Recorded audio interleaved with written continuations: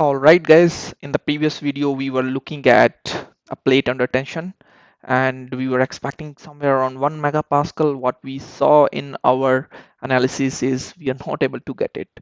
The reason was very simple. We were using encastered boundary condition at the fixed end, basically, or the left end.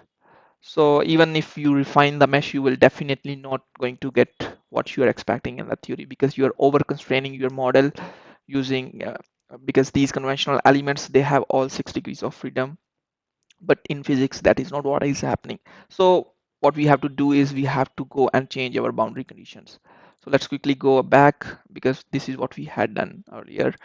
That's why we had got an over constrained model and we were not able to get 1 megapascal. Now let's just suppress this one. So there is no boundary condition right now. Let's provide more reasonable boundary condition rather than using this first option. We'll go for displacement and rotation. Again, the location remains same, but what degrees of freedom we want to restrain this time.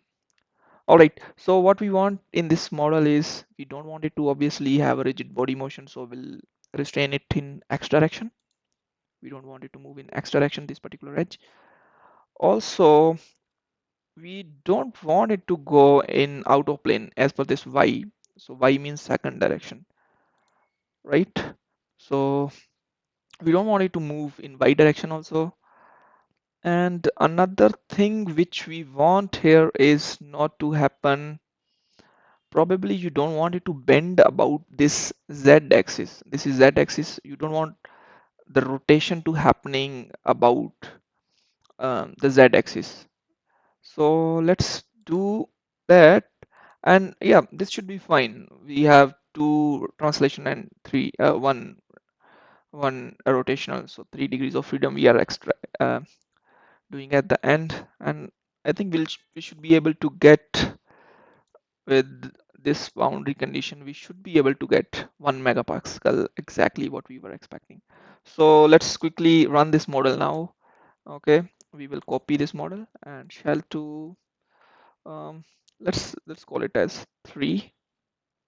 That's what this analysis is. Okay, plate shell 3 and then quickly submit it.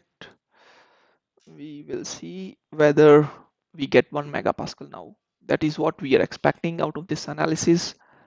Even if you refine the previous model with fixed end, you will definitely not get. In fact, in our case, we observed it gives more stress, not even reducing it. So this model is done. Let's quickly see the analysis results now.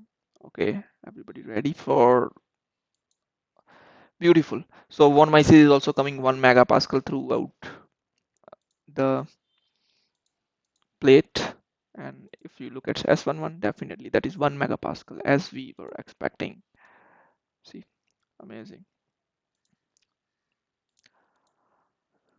So yeah, guys, so this is how we do analysis. We need to look back at our boundary conditions. Usually that is the major and most critical step in our analysis. Okay. And another source for error is usually from the meshing, right? Okay. Thank you.